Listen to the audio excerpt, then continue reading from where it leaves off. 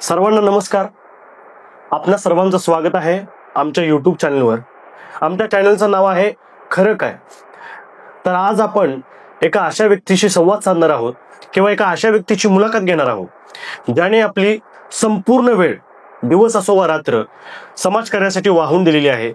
लोकांच्या प्रश्नांसाठी, लोकांसाठी सदैव तत्पर राहिलेले आहेत. तर अशा व्यक्तीशी आपण संवाद साधूया आणि त्यांची मुलाखत घेऊया. नमस्कार. नमस्कार.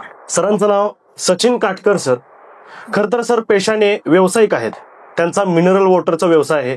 भागातील तसेच कोल्हापूर शहरामध्ये वगैरे ग्रामीण भागात सर्व ठिकाणी मिनरल वॉटरचे पाणी पोहोचवणं, कॅन पोहोचवणं असा त्यांचा खरं तर व्यवसाय आहे. पण व्यवसायाच्या पेक्षा सुद्धा जास्त त्यांची आवड किंवा त्यांची तळमळ समाजकार्यामध्ये जास्त दिसते. हे एकंदरीत त्यांच्या ओळखीतून किंवा त्यांच्याशी बोलण्यातून माझ्या लक्षात आलं आणि त्या दृष्टीने मी एका महत्वाच्या विषयावर प्रकाश टाकणार आहे. म्हणजे त्या विषयावर खरं तर आपल्याला चर्चा करायची आहे. तो विषय म्हणजे टेमलाई क्रीडा मैदानाचा विषय. खरं तर या मैदानाचा मुद्दा लोकांनी आपल्या अजेंड्यावर पहिल्यांदा कधी घेतलाय? मैदानाची चर्चा साधारण 2004ला साधारण आम्ही राजकारणात ज्याला आलो, माजी पालकमंत्री मान्य श्री बंटी पाटील साहेब, सत्यजित बंटी पाटील साहेब हे आल्यानंतर आम्ही त्यांच्याकडे प्रस्ताव त्यांनी दिले होते. त्यानंतर ह्या गोष्टी प्रशासकीय लेवलला थांबत गेल्या.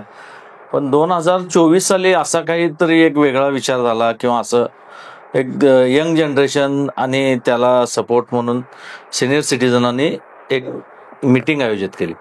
आपल्या टेमलाईवाडी भागातले जे 2 चांगले तरुण कार्यकर्ते होते, जे एक जण त्यातला सध्या आर्मीमध्ये जम्मूमध्ये दादासाहेब दोरकर म्हणून आणि योगेश आजाटे म्हणून आहे, ह्या दोघांनी जास्त पुढाकार घेऊन भागातल्या सर्व मंडळांना एक चर्चासत्रासाठी टेमलाईवाडी हनुमान मंदिरच्या सार्वजनिक हॉलमध्ये बोलवलं. साधारण 7-8 जुलैच्या दरम्यान ती मीटिंग ठरली. त्या मीटिंगला भागातले बरेच आजी माजी नगरसेवक, प्रतिष्ठित नागरिक, व्यावसायिक, उद्योजक, सामाजिक कार्यकर्ते सगळे लोक आलेत. सामान्य माणसं सगळीच, माता भगिनी आल्या. त्यानंतर सगळ्यांच्या त्या चर्चेत असं ठरलं की आपण मैदान करायचं. मग प्रत्येकाचे विचार वेगळे होते.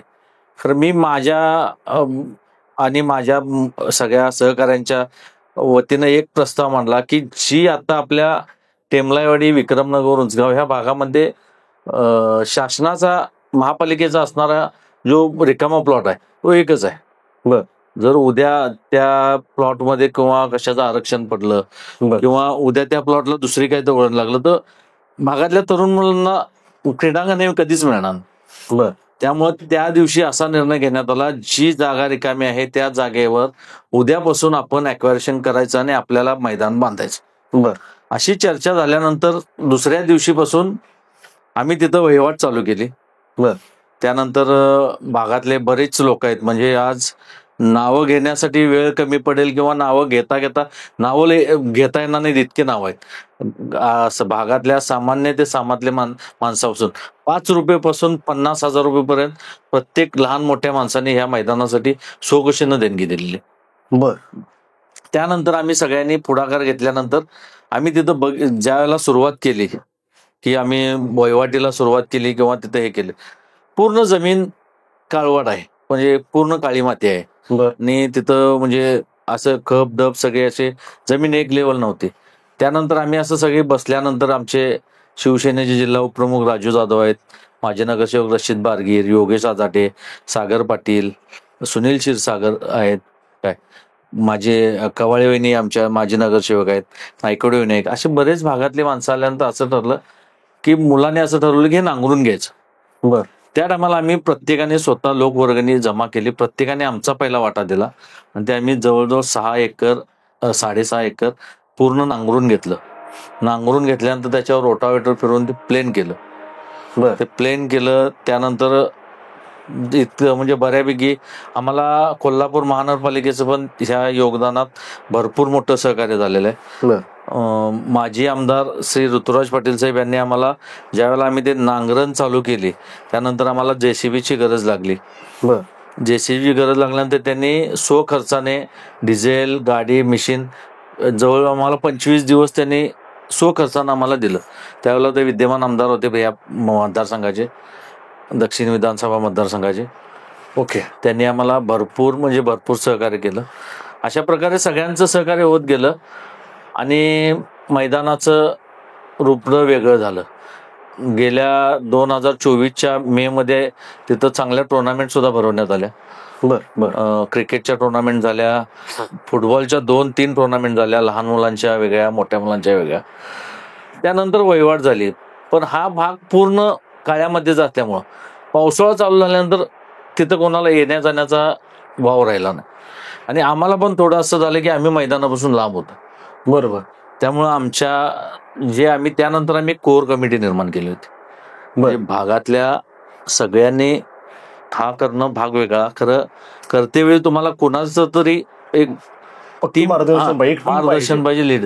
त्यामुळे आम्ही एक 15 जणांची कोर कमिटी निर्माण केली. कोर कमिटीच्या बैठकीत, कोर कमिटीच्या चर्चेमध्ये सगळ्या गोष्टींची चर्चा व्हायची की बाबा कशा पद्धतीने करायचं, काय करायचं. ज्या वेळेला आम्हाला पाऊस पडायला लागला जास्त, ज्यावेळेला मैदानात जाता येणार, सगळ्यांचं दुर्लक्ष व्हायला लागलं, त्यावेळेला असं वाटायला लागलं की आपण मैदानापासून लांब जातोय किंवा आपण काहीतरी आपलं हेच होतं. त्यावेळेला आम्ही 24 जुलैला आम्ही तिथं एक इव्हेंट असा सादर केला, चिखल महोत्सव. त्या चिखल महोत्सवाची पश्चिम महाराष्ट्रात चर्चा झाली. इतका सुंदर चिखल महोत्सव झाला. आपल्या भागातल्या टेमलाईवाडी विद्यालय, जी महापालिकेची शाळा, करवीर प्रशाला, सिद्धेश्वर हायस्कूल, बागल हायस्कूल, ते उर्दू शाळा, अशा सगळ्या शाळेने आम्हाला भरपूर विद्यार्थ्यांना पाठवलं आणि विद्यार्थ्यांना मन मोकळेपणानं मातीशी जे नातं आहे, मातीशी जे खेळ आहे, ते खेळण्याची त्यांना आम्ही संधी दिली. अशा पद्धतीनं हे सगळे प्रकार चालू राहिले. त्यानंतर इलेक्शनच्या पिरियडमध्ये ह्या क्रीडांगण समितीमध्ये सर्वपक्षीय लोक होते. म्हणजे थोडक्यात तुम्हाला असं म्हणायचं आहे की इथल्या स्थानिक लोकांनी मिळून, इथल्याच लोकांनी, मग तुम्ही ते जे आर्मीमध्ये नंतर भरती झाले ते लोक असतील किंवा इथली स्थानिक लोकांनी मिळून, असं नाही की बाबा कोणतरी बाहेरचा राजकारणी आलाय किंवा कोणी आणि त्याने हे केलंय, तर तुमच्यातल्या लोकांनी पुढाकार घेतला. आणि नुसता पुढाकार तुम्ही नाही घेतला, तर तुम्ही लोकवर्गणी वगैरे काढली. हा खरं तर चांगला मुद्दा आहे आणि त्यातून मग सुरू झालं चिखल महोत्सवाची चर्चा. खरं तर मी ऐकली, तो खरंच म्हणजे वाखाणण्याजोगा एक प्रयोग होता. खरं तर आपण नुसतं म्हणत असतोय की माती, आपली काळी माती ती आपली आई आहे, पण ती आई आहे तर त्या आईशी तसं नातं जपता यावं किंवा तसं ते जोडलं राहावं म्हणून सरांनी जे प्रयत्न केले ते खरंच उल्लेखनीय आहे. तर माझा असा पुढचा प्रश्न होता की त्या काळातली एकंदरीत परिस्थिती पण तुम्ही सांगितली, लोकांनी कशा कशा प्रकारे प्रयत्न केलेत तेही सगळं सांगितलं. या मागणीची अशी पहिल्यांदा बैठक अशी कुठं झाली, कुठली बैठक झाली? नाही, सांगितलं ना तुम्हाला मी. 8 फेब्रुवारीला टेमलाई वाडीमध्ये आपल्या ग्रामदैवत टेमलाई हनुमानांचं मंदिर आहे, त्याच्या समोर सार्वजनिक हॉल आहे. त्या हॉलमध्ये एक चर्चासत्र घेण्यात आलं. सर्व तरुण मंडळांचं आणि भागातल्या सर्व ज्येष्ठ नागरिकांचं, महिलांचं, माता भगिनींचं एक चर्चासत्र घेण्यात आलं. त्या चर्चासत्राला भागातल्या सर्व तरुण मंडळांना आमच्या ह्या तरुण मुलांनी वैयक्तिक जाऊन सांगितलं की आपल्याला भागात एक क्रीडांगण तयार करायचं आहे, ग्राउंड तयार करायचं. ह्यासाठी आज चर्चा आहे आणि सर्वांनी या. आणि चांगल्या प्रकारे प्रतिसाद मिळाला. त्या चर्चासत्रातच असं ठरलं की मग त्या चर्चासत्रात प्रत्येकाचे वेगवेगळे मुद्दे होते. कोण म्हणलं आपण आरक्षणासाठी मागणी करूया, कोण म्हणलं काय करूया. खरं आम्ही सर्व तरुणांच्या बाजूनं, सर्व तरुणांच्या मनाच्या इच्छेप्रमाणे मी त्या बैठकीत असा प्रस्ताव मांडला की आपण उद्यापासून जागेवर आपण जायचं आणि काम चालू करायचं. आरक्षण मिळेल नाही मिळेल तो नंतरचा भाग. जे आता महापालिकेची जागा आहे, गव्हर्नमेंटची जागा आहे, बऱ्याच जागा अशा आहेत की आलेल्या आहेत, गेलेल्या आहेत. खरं ती त्या जागेवर थोड्या भागावर क्रीडांगणाचं आरक्षण होतं, थोड्या भागावर टिंबर मार्केटचं आरक्षण होतं, थोड्या भागावर IT पार्कचं आरक्षण होतं. त्यामुळे क्रीडांगण ऑलरेडी तिथं करायचं असा जुना प्रस्ताव होता, पण ते काही कारणास्तव ते कमी होत गेले, प्रस्ताव बदलत गेले. त्यामुळे आम्ही म्हटलं आमच्या भागाला क्रीडांगण आत्ता मिळालं तर मिळेल, नाही तर भविष्यात कधी मिळणार नाही. त्यामुळे त्या चर्चासत्रात निर्णय झाल्यानंतर दुसऱ्या दिवशी सकाळपासून ह्या गोष्टीला सुरुवात झाली. आता ह्या सगळ्यात तुमचा हा लढा म्हणा किंवा तुमचा संघर्ष सुरू झाला, यात अडथळे काय यायला लागले? भरपूर यायला लागले. काही लोकांनी म्हणजे त्या जागेला लागून कोणाच्या जागा आहेत, म्हणजे वैयक्तिक नाहीत, महापालिकेच्या आहेत, ते म्हणतात आम्हाला टी द्या. आम्ही सगळ्यांना सांगितलं आम्ही जेवढी जागा एक्वायरेशन केलेली आहे ही सार्वजनिक आहे, महापालिकेच्या मालकी जी असल्यागत आहे. ज्यांचे काही TDR असतील, काय संबंधित असेल ते तुम्ही त्यांच्याशी घ्या. आम्हाला येण्या जाण्यासाठी, तिथं मटेरियल आणण्यासाठी काही गोष्टींचा अडथळा झाला. आम्हाला तिथं म्हणजे काम करते काही लोकांनी आम्हाला असं सांगितलं, तुम्ही हे करताय खरं उद्या तुमच्याकडून महापालिका काढून घेणार किंवा तुम्ही केल्यानंतर हे होणार. खरं ह्या भागातल्या सर्व पक्षीय आणि सर्व माणसांची एकजूट इतकी चांगली होती. सगळ्यांनी असं सांगितलं, जे केलेलं आहे त्याला कोणालाही हात लावू द्यायचं नाही. मग तसं काय झालं का पुढं महानगरपालिकेने वगैरे आले होते. त्यानंतर महापालिकेत असा एक प्रस्ताव झाला की IT पार्कसाठी जागा द्यायची. तशी दैनिकातून बातम्या आल्या की IT पार्कसाठी ही जागा द्यायची आहे. IT पार्कचे लोक सर्वेला आले होते. बर IT पार्कचे लोक ज्या दिवशी सर्वेला आले होते, येणार होते, त्या दिवशी आम्ही कोर कमिटीनं असा निर्णय घेतला की त्या दिवशी एक मोठं जन आंदोलन करायचं आणि भागातल्या जवळजवळ 50 ते 60% लोकांनी त्या दिवशी तिथं ग्राउंडवर उपस्थिती केली.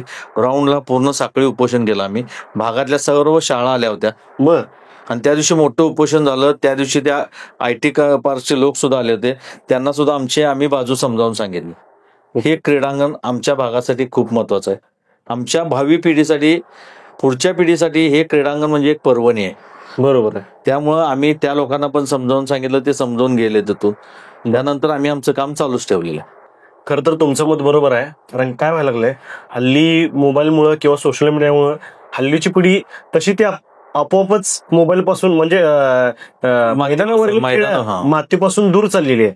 आणि तशातच जर हे असं जर मैदानं सुद्धा आपली जायला लागली तर काय म्हणतात तसा तो आंबा पडायला आणि फळ पडायला आणि हानी लुटायला तशातला तो भाग होईल. सगळं झालंय. आमचा भाग हा म्हणजे मध्यमवर्गीय आहे. मध्यमवर्गीय भाग, मोलमजुरी करणारा भाग, अशी या भागातून अशी सर्व माणसं येतात. त्यामुळं तरुण पिढी वेगळ्या काहीतरी मार्गाला लागते, व्यसनाला लागते. बरोबर. ज्यावेळेला मुलांना खेळायला मैदान नाही, मग कुठं तर जाऊन काहीतरी पत्ते खेळत बसायचे, कुठं तर जाऊन काहीतरी वेगळ्या मार्गाला लागायचं. आज आम्ही जसं मैदान चालू केलं तसं बघतोय, सकाळ संध्याकाळ खूप मुलांची गर्दी आहे. आम्हाला त्यात मोठं समाधान आहे. आमची मुलं, त्यांचा वेळ अभ्यास ह्याच्यातून सुटलेला वेळ त्यांचा मातीत आणि मातीच्या खेळण्यात गेलं. मोबाईलवरून बाजूला गेलं पाहिजे, वाईट व्यसनापासून बाजूला गेलं, हे आमचं उद्दिष्ट आहे. बरोबर. तर एकंदरीत सर, हे सगळं जे तुमचं काम चाललं होतं, या सगळ्या कामाला त्या 1-2 वर्षानंतर काय गती कशी होती? ज्यावेळेला आम्ही भाड्याने ट्रॅक्टरचा नांगर मागवला, नांगरून केल्यानंतर तो रोटावेटर फिरवताना ते आमच्या लक्षात आलं की हे काम खूप मोठं आहे आणि हे इतक्या छोट्या प्रमाणात होणार. त्याच टायमाला आमच्या टेमलावाडी भागातले एक सुनील क्षीरसागर म्हणून आहेत, ज्येष्ठ आहेत आणि सामाजिक त्यांचं कार्य पण चांगलं आहे. त्यांनी आम्हाला त्यांचा JCB आणि पोकल्यांचा व्यवसाय, त्यांनी आम्हाला त्यांच्या मिशन पूर्ण स्वखुशीनं दिल्या की जोपर्यंत काम लागेल तोपर्यंत मी मिशन देतो आणि फक्त आपण त्यात डिझेल टाकायचं. बरोबर. मग राहिला प्रश्न डिझेलच्या पैशांचा. बरोबर. त्या टायमाला आम्ही सगळ्या मंडळांना विनंती केली, आम्ही सामाजिक कार्यकर्त्यांना विनंती केली, आम्ही स्वतःचे कोर कमिटी मेंबर होतो, त्यांनी आम्ही वर्गणी काढून डिझेलसाठी वर्गणी गोळा केली. ह्या सगळे पैसे गोळा करताना आमच्याकडे एक चांगला भक्कम आम्हाला जे हे राहिलं ते सागर पाटील म्हणून आम्ही ज्यांना पैशाची जबाबदारी दिली. बरोबर. त्या सागर पाटलाने डे टू डे 5 रुपयेपासून ते 50,000 रुपयाचा खर्च असून दे किंवा 50 रुपयाचा खर्च असून दे, टाइम टू टाइम, आता त्यानं कशाला जरी 50 खर्च केले तर ते मेन्शन करून त्या ग्रुपवर टाकायचं. टेमलाईवाडी क्रीडांगण असा हा ग्रुप तयार करण्यात आला. या ग्रुपमध्ये साधारण 1200 ते 1400 सगळे भागातले तरुण मुलं आहेत, ज्येष्ठ नागरिक आहेत. त्यांना ज्या वेळेला त्या सगळ्या गोष्टीची अपडेट जायला लागली, त्यामुळे आमच्यावर विश्वास आणखीन वाढत लोकांचा. त्या सगळ्या माणसाने आम्हाला, सगळ्या तरुण मंडळांनी, म्हणजे विक्रमनगरच्या सुरुवातीपासून टेमलाई मंदिर पासून ते उंचगावच्या टोकापर्यंत, इव्हन उंचगावातल्या काही तरुण मंडळांनी सुद्धा तुमचं काम चांगलं आहे म्हणून आमच्याकडे पैसे जमा करायला चालू केले. बरोबर. लोकवर्गणी जमा होत गेली. त्या लोकवर्गणीच्या ह्याच्यावर आम्ही ते सत्कामी लावून ते ग्राउंड पूर्ण करण्याच्या मागे लागलो. पहिल्या टप्प्यातलं ग्राउंड एकंदरीत पूर्ण चांगलं झालं. पूर्ण हे केल्यानंतर आम्ही थोडी लाल माती टाकून, मी तुम्हाला जसं मगाच्या ह्याच्यात सांगितलं की टुर्नामेंट भरवल्या, क्रिकेटच्या टुर्नामेंट भरवल्या, फुटबॉलच्या टुर्नामेंट भरवल्या. चांगलं झालं. खरं पावसाळा चालू झाल्यानंतर काळी माती असल्यामुळे तिथं आम्हाला काही करता आलं. त्या टायमाला आम्हाला पण असं वाटलं की आम्ही ग्राउंड पासून लांब झालो, हे झालं. त्या टायमाला मी चिखल महोत्सव जो भरवला, बरोबर, अतिशय चांगला प्रतिसाद मिळाला. त्यानंतर लोकसभेच्या आणि विधानसभेच्या निवडणुकीला मग सगळ्यांनी असा निर्णय घेतला, ह्या कमिटीत किंवा ह्या आपल्या चळवळीत सर्व पक्षीय लोक आहे. बरोबर. असं उद्या कोणाला वाटायला नको की बाबा मी ह्या पक्षाचा, मी त्या पक्षाचा. त्यामुळे जोपर्यंत निवडणुका होत नाही तोपर्यंत आम्ही काम थांबवलं. बरोबर. निवडणूक झाल्यानंतर आम्हाला काम चालू करायचं होतं. खरं आम्हाला जो आताच लागणार होता तो आम्ही ग्राउंड तर सपाटीकरण करून घेतलं होतं, त्याचं काम हे चालू होतं. खरं त्याच्यावर टाकण्यासाठी मुरुम लागणार. बरोबर. त्यात आम्हाला जिल्ह्याचे पालकमंत्री माननीय श्री सतेज उर्फ बंटी पाटील साहेब, दक्षिण विधानसभा मतदार माजी आमदार ऋतुराज पाटील साहेब, इलेक्शन झाल्यानंतर ज्यावेळेला ऋतुराज पाटलांचा पराभव झाला त्यावेळेला आम्हाला सुद्धा एक हे होते की आता आम्ही साहेबांनी तर आम्हाला मी ज्या दिवशी पहिल्या दिवशी मिटिंगला गेलो होतो, तुम्हाला जे म्हटलं की मी चर्चासत्र आम्ही जे आयोजित केलं होतं, त्या चर्चासत्र ज्या चर्चासत्राचं नियोजन झालं त्या टायमाला मी एक साहेबांचा कार्यकर्ता त्यांना म्हणलं साहेब असं आहे आणि आम्हाला त्यासाठी फंड लागणार. मी चर्चासत्राला जातेवेळी 25 लाख रुपयाच्या निधीचं पत्र घेऊन गेलो. अरे वा. चर्चासत्राला जाते तो चर्चासत्राला जायचं आहे मला, ते 25 लाख निधी आम्ही त्यांना महापालिकेला तिथं त्या देऊन दुसऱ्या दिवशी महापालिकेत जमा केला. फक्त तांत्रिक अडचणीमुळे महापालिका म्हणली ते आम्हाला ते बजेट खर्च करता येणार नाही, पण तिथं आरक्षण दुसरं आहे, अधिक क्रीडांगणासाठी ते पैसे खर्च करता येणार नाही. बरोबर बरोबर. त्याच्यासाठी पण आम्ही नंतर दुसरे पर्याय बघितले. तर ह्या सगळ्या घडामोडी होत असताना ज्यावेळेला लोकसभा विधानसभेचे इलेक्शन झाल्यानंतर सगळंच थांबलं, कारण पूर्ण ग्राउंड चिखलानं हे झालं होतं, पावसाळा संपला होता, परत पुन्हा ते खपधप झालं होतं. आम्हाला किती जरी आम्ही नांगरलं किंवा काय केलं तर हे लक्षात आलं, किती जरी नांगरलं किंवा काय केलं तरी काळी मातीवर मुरुम टाकल्याशिवाय ते होणार. बरोबर. त्या टायमाला माननीय श्री सतेज पाटील आणि ऋतुराजदादा पाटील यांनी स्वखर्चाने साधारण 500 हायवा डंपर मुरुम आम्हाला फ्रीमध्ये दिले. अरे वा. ह्या क्रीडांगणासाठी सगळ्यात मोठं आणि सगळ्यात मोलाचं जर कार्य कोणाचं असेल तर माननीय श्री संजय डी पाटील साहेब, सतेज पाटील साहेब आणि ऋतुराज पाटील साहेब यांचं. कारण त्यांनी आम्हाला स्वखर्चानं साधारण 500 डंपर मुरुम दिला. तो मुरुम पडल्यानंतर आम्हाला त्यावेळेला लक्षात आलं की आता हा मुरुम खूप आहे, म्हणजे ग्राउंडसाठी एवढं मिळणं साधारण तो 30-40 लाखाच्या वर तो मुरुम होता, म्हणजे ज्या रक्कम काढली तर ती 40-50 लाखाच्या घरात त्या मुरुमाची रक्कम होत होती. आम्ही ज्यावेळेला मुरुम टाकायचा त्यावेळेला आम्ही बाहेर चौकशी करत होतो कितीला मुरुम मिळेल, काय मिळेल. मग आम्ही सतेज पाटील साहेबांच्याकडे आणि ऋतुराज पाटील साहेबांच्या ज्याला मागणी केली, साहेब असं असं आहे आणि काय पण करून हे करा, तर आम्हाला ते म्हणले मी तुम्हाला इलेक्शनच्या आधी शब्द दिला होता आणि मी माझ्या शब्दाशी पक्का आहे. बरोबर. मी हे ग्राउंड होऊ देणार आणि करून देणार. बरं. त्याच्यासाठी मला काय करावं लागेल. त्यानंतर त्यांनी इलेक्शन संपल्यानंतर माननीय श्री माजी आमदार ऋतुराज पाटील साहेबांचा पराभव झाल्यानंतर सुद्धा त्यांनी आम्हाला 500 डंपर मुरुम. तुम्ही सांगितल्याप्रमाणे माननीय श्री सतेज उर्फ बंटी पाटील साहेबांनी आणि आमदार ऋतुराज पाटील साहेबांनी तुम्हाला शब्द दिल्याप्रमाणे, आश्वासन दिल्याप्रमाणे त्यांनी नंतर तुम्हाला जी काही आश्वासन दिली होती ती पूर्तता केली, त्यांनी मुरुम वगैरे टाकला. पण ते सोडून बाकी शासकीय वगैरे असा काही निधी मिळाला का, आणि तुम्ही तसे काही प्रयत्न केले होते का? नाही, आम्हाला शासकीय निधी तर मिळालाच नाही. आम्हाला सगळ्यात महत्वाचा विषय होता तो मुरुमाचा. बरं. त्यासाठी आम्ही, कारण शासकीय तिथं आरक्षण नसल्यामुळं शासकीय मिळणार नाही ह्याची जाणीव आम्हाला झाली होती. मग मुरुम पडल्यानंतर मोठा प्रश्न आला की निधी गोळा करणं, कारण तो मुरुम पसरण्यासाठी साधारण 5 ते 6 लाख रुपयाच्या पुढे खर्च. बरोबर. असा आम्ही निधी गोळा केला, घर टू घर जाऊन कोण 50 रुपये, 100 रुपये, 200 रुपये, 500 रुपये, 1000 रुपये, 2000 रुपये, अशा पद्धतीने आम्ही निधी गोळा केला. आणि तो निधी आम्ही गोळा केल्यानंतर आमचा मुरुम पसरला गेला. बरोबर आहे. मग ह्याचे काही तसे नकाशे, तसे काही ड्राफ्ट वगैरे आहेत का, आणि अजून तरी त्याला काही मंजुरी वगैरे मिळाली का, तशी काही तुम्ही पावलं उचलली होती का, बाबा हे क्रीडांगण बाबा म्हणून? आहे तसं. त्यासाठी पण आमची एक टीम आहे.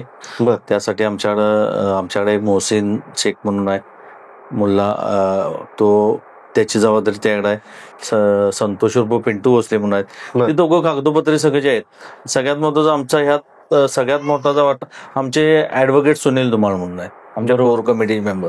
पण तशी काही मंजुरी किंवा आरक्षण अजून नाही. अजून आता कोल्हापूरचा 3रा आराखडा मंजूर होईल, त्यामध्ये होईल असं, म्हणजे साधारण 8-10 दिवसापूर्वीच भागाचे आमच्या माजी नगरसेवक रशीद बारगे साहेब यांच्या माध्यमातून पालकमंत्री प्रकाश आंबेडकर साहेब, जे विद्यमान पालकमंत्री आहेत, त्यांनी परवा क्रीडांगणाला सदिच्छा भेट दिलेली आहे. बरोबर. सोबत आयुक्त मॅडम होत्या.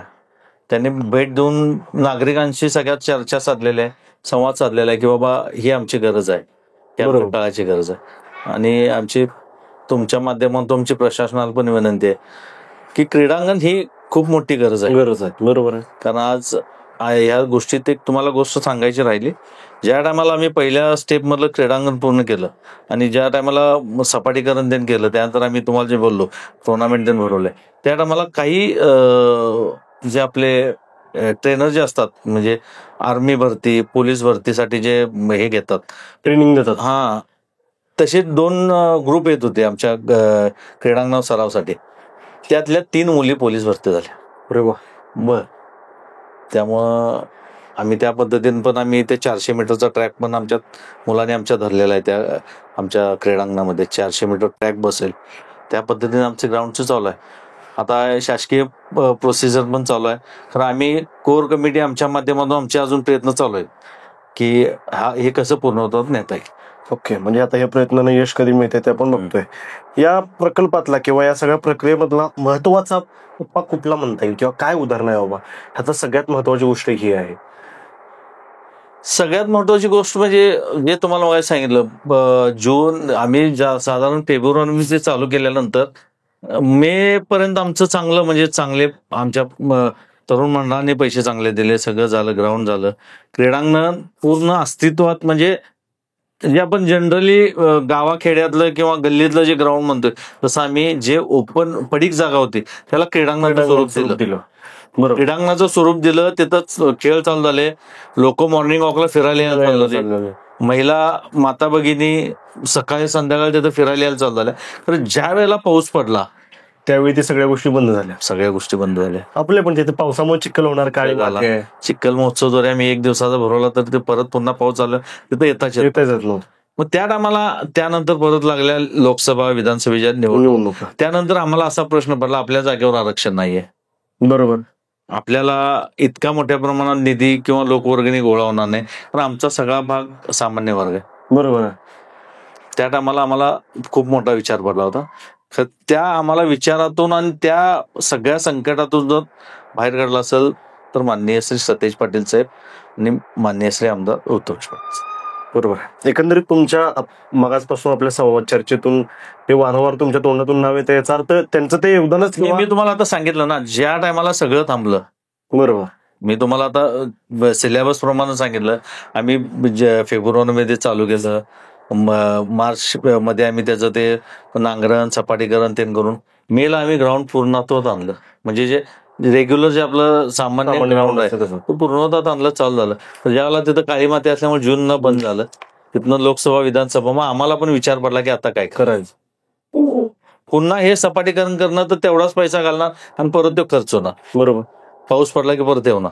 तर ज्या टायमाला जो मुरुम पडला, जो मुरुम साहेबांनी दिला, साहेबांच्या माध्यमातून जो मुरुम सगळा दिला गेला, त्यानंतर आम्हाला होप्स वाढले की आपलं ग्राउंड आता चांगल्या. बरोबर आहे. यातल्या एकंदरीत हे सगळं काम असेल किंवा कामाला गती लागण्याच्या दृष्टीने असा टर्निंग पॉईंट कोणता होता का? हा टर्निंग पॉईंट होता. हाच मोठा टर्निंग पॉईंट. निवडणुका झाल्यानंतर राजकीय चित्रात काय बदल झाले किंवा काय चित्रातून पुढे काय चित्र उमटायला लागलं? नाही, निवडणुका ह्या आमच्या कमिटीमध्ये किंवा ह्या क्रीडांगणाच्या सर्व प्रक्रियेत सर्वपक्षीय लोक असल्यामुळं निवडणुका झाल्यानंतर सुद्धा असं होतं की जे सतेज पाटील साहेबांचे आमच्यासारखे कार्यकर्ते आहेत ते साहेबांच्याकडून त्या पद्धतीने त्यांनी तो मोठा शब्द, जो आता मी तुम्हाला बोललो, मोठा टर्निंग पॉईंट आम्हाला तिथं मिळाला. कारण इतक्या मोठ्या प्रमाणात शासकीय निधी उपलब्ध नसताना सुद्धा एखादी ते वस्तू मिळणं ही सगळ्यात आमच्यासाठी मोठा, आमच्या क्रीडांगणासाठी सगळ्यात मोठा टर्निंग पॉईंट होतो. बरोबर. म्हणजे एकंदरीत तुम्ही वारंवार नाव घेतलं साहेबांचं, त्याप्रमाणे सत्ताधारी गटाने तर तुम्हाला जेवढी काही मदत होती ती केली. नंतर ते सत्तेतून ज्यावेळी गेले आणि दुसरा गट ज्यावेळी सत्तेत आला, पण त्या गटानं या मैदानासाठी काय सहाय्य किंवा काय श्रेय स्वतःच दिलं का नुसतंच आपलं नाव लावून किंवा आपलं श्रेय घेतलं? तर तेच चालू आहे. त्या आता असं आम्ही पहिली गोष्ट ठरवलेलं आहे की क्रीडांगणाच्या कोणत्याही प्रकारात राजकीय हेवेदावे ठेवायचे नाहीत. बरोबर. कारण जे सर्व पक्षी आहे आणि भागातल्या सामान्यातील सामान्य माणसापासून ते म्हणजे लहान मुलापासून ते सगळ्यात सिनियर सिटीजनांपर्यंत सगळ्यांसाठी क्रीडांगण आहे आणि सर्वपक्षीय क्रीडांगण. म्हणजे ज्या टायमाला हे सगळं करायचं ठरलं त्या टायमाला आमच्यातल्या सगळ्या सिनियर लोक असून देत, आमच्यातले ते बबन गावडे म्हणून जे सिनियर आहेत त्यांनी सुद्धा सांगितलं किंवा सगळ्या सिनियरांनी किंवा तरुण मुलांनी पण सांगितले आणायचं नाही. त्यामुळे असं मला कुणाला नावं ठेवायची नाहीत किंवा नाही, प्रत्येक जण प्रत्येकाच्या परीने प्रयत्न करते. बरोबर. जे भाजपचे आहेत ते भाजपच्या त्यांच्या नेत्यांशी संपर्कात आहेत, त्यांच्याकडून काय काम होतं किंवा काय पत्रव्यवहार होतो. आता तर ग्राउंड झाले मुरुम पडलेला आहे. आता हा सगळ्यात महत्वाचा जो स्लॅब चालू आहे तो आरक्षण मिळवणं त्यासाठी चालू आहे. पण त्यासाठी आम्ही सतेज पाटील गट म्हणून साहेबांच्या माध्यमातून, ऋतुराजदादांच्या माध्यमातून प्रयत्न चालू आहेत. भाजपचे प्रतिनिधी आहेत ते त्यांच्या माध्यमातून चालू आहेत. मी थोड्या वेळ तुम्हाला जे बोललो की आता माजी नगरसेवक रशीद बारगीर आहेत, ते शिंदे गटात आहेत, त्यांनी परवा पालकमंत्र्यांना भेट दिली. प्रत्येक जण आपल्या परीने काम करत आहे. ओके. अलीकडील कार्यक्रम जो झाला ज्यामध्ये पालकमंत्री श्री प्रकाश आंबेडकर साहेबांनी होते, तुम्ही पण बोलला आणि आपल्या मागे चर्चेत वगैरे मला माहितीतून पण कळालं की त्यांनी मागे ज्यांनी योगदान दिलं खरं तर माननीय श्री सतेज बंटी पाटील साहेब असतील, माननीय श्री ऋतुराज पाटील साहेब असतील, त्यांचं नाव त्यांनी घेतलं नाही. मग ते का घेतलं नसावं का? नाव घेतलं नाही म्हणजे असं नाव घेण्याचं काय हे नव्हतं. तो कार्यक्रम अचानक ठरला, त्यावेळेला आम्ही पण सगळे बाहेरच होतो. काय त्या टायमाला त्यांना सांगण्यात आलं होतं की असं असं झालंय. त्यांना फक्त आता ही मागणी केलेली आहे की मध्येच गेल्या विधानसभेच्या अधिवेशनमध्ये, पावसाळी अधिवेशनमध्ये सतेज पाटील साहेबांनी आदरणीय महाराष्ट्राचे मुख्यमंत्री देवेंद्र फडणवीस साहेब आणि आदरणीय मुख्यमंत्री एकनाथ शिंदे साहेबांना पत्र दिलेलं आहे. ह्याचा सगळा सारांश दिलेला आहे की बाबा असं असं तुम्ही हे द्यावं. साहेबांनी पण ते पत्र त्यांना देऊन आयुक्तांना पण एक पत्र दिलेलं आहे, वरनं पत्र पाठवून सांगितलं. त्याचा त्यांच्या माध्यमातून फॉलोअप चालू आहे. शिंदे गटाच्या माध्यमातून आंबेडकर साहेबांच्याकडून त्यांचा फॉलोअप चालू आहे. भाजपमधले आमचे जे स्थानिक नेते आहेत ते भाजपच्या नेत्यांच्याकडून फॉलोअप चालू आहे. तेव्हा असं काय यात हेवेदावे नाहीत, क्रीडांगणाच्या बाबतीत हेवेदावे नाहीत. ओके. म्हणजे तसं काही नसल्यामुळे सर्वपक्षीय असल्यामुळे एकंदरीत काम चाललेलं आहे. असं सगळ्यांना सांगितलेलं आहे की तुम्ही तुमच्या पद्धतीनं हे जो नेता चांगलं कार्य करेल त्याला श्रेय दिलंच पाहिजे. बरोबर. आम्हाला अभिमान आहे की आमच्या नेत्यानं निवडणुकीपूर्वी, विधानसभा निवडणुकीपूर्वी किंवा ज्या वेळेला आम्ही क्रीडांगणाची सुरुवात केली, पायाभरणी केली, त्यांनी क्रीडांगणाची ज्यावेळेला सुरुवात केली, मी तुम्हाला मगाशी सांगितलं, मी ज्या पहिल्या चर्चासत्रात जाताना 25 लाख निधीचं पत्र मी घेऊन त्या चर्चासत्रात बसलो. तरुण वर्ग असेल, त्याचबरोबर ज्येष्ठ नागरिक आहेत, तुमच्यासारखे सर्व मंडळी असतील, हे सर्वच लोक सहभागी झाले. पण त्याचबरोबर महिला आणि लहान मुलं असतील, यांचं या संघर्षामध्ये किंवा चळवळीमध्ये त्या योगदान होतं का?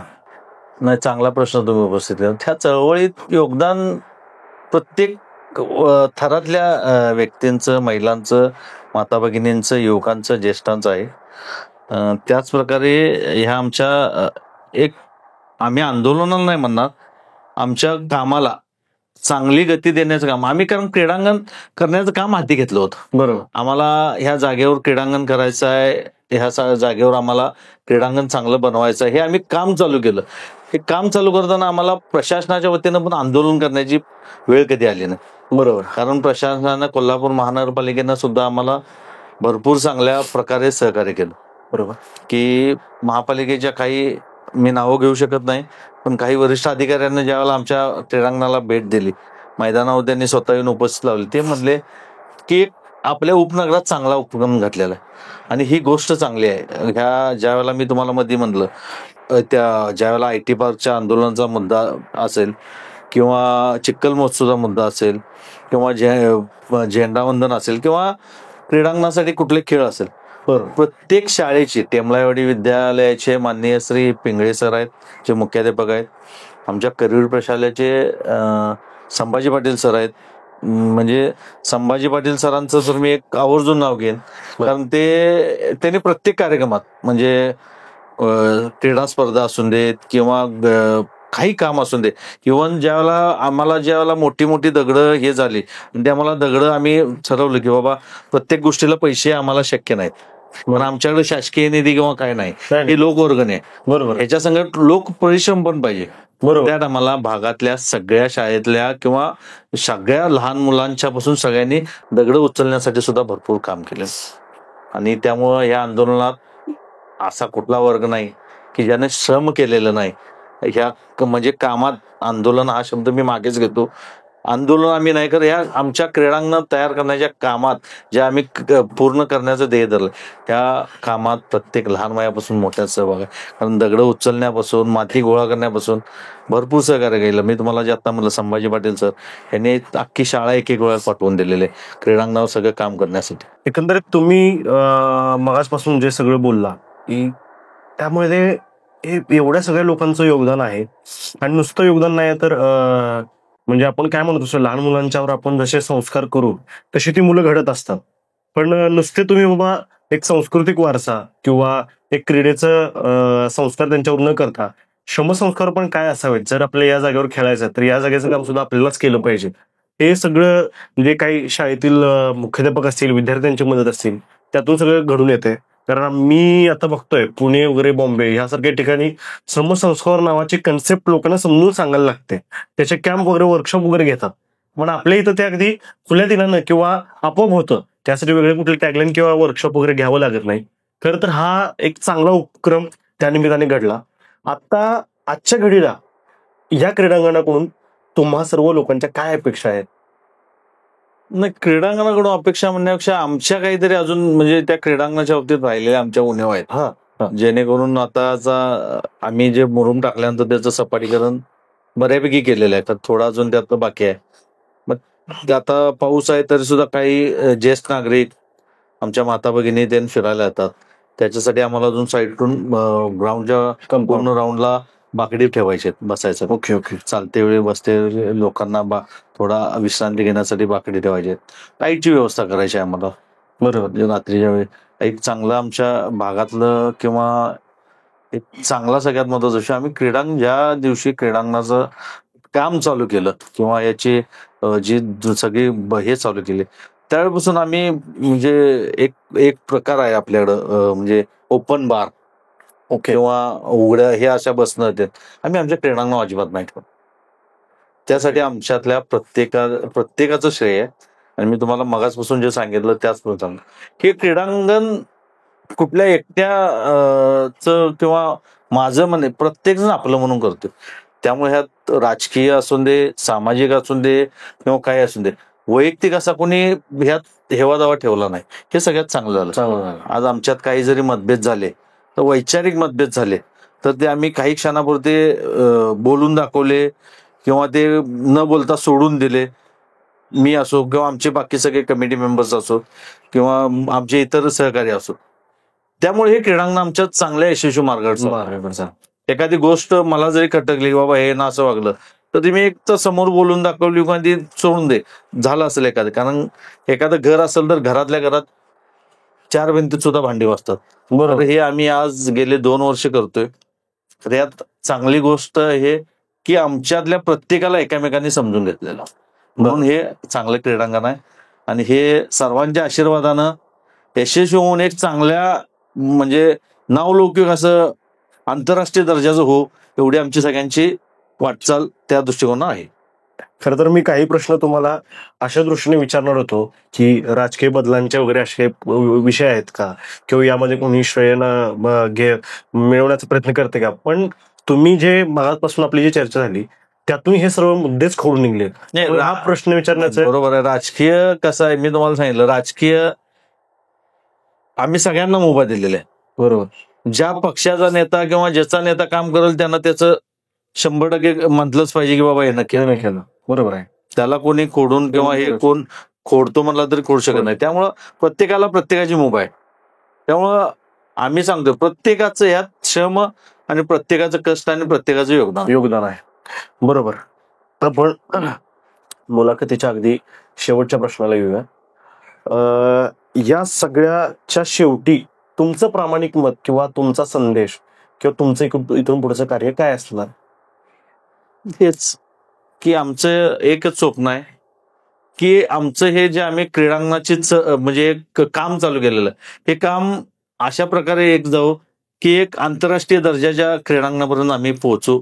त्यासाठी आम्हाला आमच्या टेमलाई मरगाईचा आशीर्वाद आणि आई कोल्हापूरच्या महालक्ष्मी अजून राहू, हीच इच्छा आहे. खरं तर गेली अर्धा पाऊण तास आपण ज्यांच्याशी चर्चा करतोय, वेगवेगळे प्रश्न उपस्थित करतोय, खरं तर यामध्ये बऱ्याचशाच गोष्टी बोलून झाल्या असत्या, पण एकाच गोष्टीवर, एकाच मुद्द्यावर, ते म्हणजे टेंबलाई क्रीडा मैदान या गोष्टीवर आपण इतक्या वेळ चर्चा केली. 1-2 नसून तर 6.5 एकरातल्या जागेचं हे मैदान कसं घडलं पाहिजे, कोणकोणत्या गोष्टी सुरुवातीला कराव्या लागल्या, लोकवर्गणी 1 म्हणता 2 म्हणता कितीतरी वेळा गोळा करावी लागली. या सगळ्या गोष्टीतून काही असेल ते असेल, पण आज जे काही मैदान दिमागदारपणे उभारलं गेलं, मग ते तिथे टुर्नामेंट झाल्या, पण नंतर पावसाळ्यात मध्ये ते मैदानाची कशी काय अवस्था झाली, पण त्या अवस्थेचा देखील आनंद लुटायचा म्हटला तर कशा प्रकारे लुटता येऊ शकतोय. या सगळ्याचे अप डाऊन किंवा वर खाली ह्या सगळ्या गोष्टी आपण मगापासून चर्चेत घेतल्या. खरं तर हे नुसतं मैदान नसून तिथल्या लोकांचं स्वतःच घर असल्यासारखं प्रत्येकाने यामध्ये सहभाग घेतलाय. आणि नुसता सहभाग घेतलेला नाहीये, कारण काय असतोय, प्रत्येक गोष्ट करण्यामागे किंवा त्या गोष्टीमध्ये इन्व्हॉल्व्ह होण्यामागे काही ना काहीतरी एक स्वार्थ असतोय असं आपण म्हणतो. मग त्यामध्ये काही राजकीय स्वार्थ असू शकतोय, कुणाचा पर्सनल वैयक्तिक स्वार्थ असू शकतोय, पण या चर्चेतून असं दिसून आलं की यामध्ये कुणाचाच असा वैयक्तिक स्वार्थ नाहीये किंवा हेवा वाटण्यासारखं असं काही नाहीये. तर प्रत्येक जण प्रामाणिकपणे काम करतोय ते फक्त हे मैदान व्हावं आणि या मैदानावर आपली मुलं गुण्यागोविंदाने आनंदाने खेळावीत आणि या मैदानाचा वापर सगळ्यांना व्हावा. हेच सरांच्या एकंदरीत चर्चेतून सगळं दिसून आलं. मी सरांना धन्यवाद देईन आणि खरं तर त्यांचा खूप खूप आभार मानेन की खरं तर त्यांचा व्यवसायाचा व्याप बघता खूप मोठा व्याप आहे. फक्त कॅटरिंग व्यवसाय असेल, त्यांचा वॉटर प्युरिफायरचा व्यवसाय असेल, पण तरीही समाजकारण करणं किंवा राजकारण करणं ही त्यांची एक आवड आहे. खरं तर काय असतोय, माणूस नुसता जगत जगत जगत जात असतोय, पण त्यातून आपली आवड जोपासली तर तो माणूस आणखीन रिचार्ज होत असतो किंवा त्याच्यात शक्ती येत असते. तर कदाचित त्यांची शक्ती बहुतेक समाजकारणात आणि राजकारणात दडलेली आहे. ते आपल्याला एकंदरीत त्यांच्या वागण्यातून बोलण्यातून दिसून आलं. आणि सरांनी जी काही मोलाची माहिती दिली त्याबद्दल मी सरांचे, आमच्या चॅनलच्या वतीने आपण सर्वच लोक सरांचे खूप खूप आभारी आहोत. आणि असेच नवीन नवीन गोष्टी, नवीन नवीन चर्चेमध्ये सहभागी होण्यासाठी आमच्या चॅनलला सबस्क्राईब करा. आमचा चॅनल आहे खरं काय. धन्यवाद.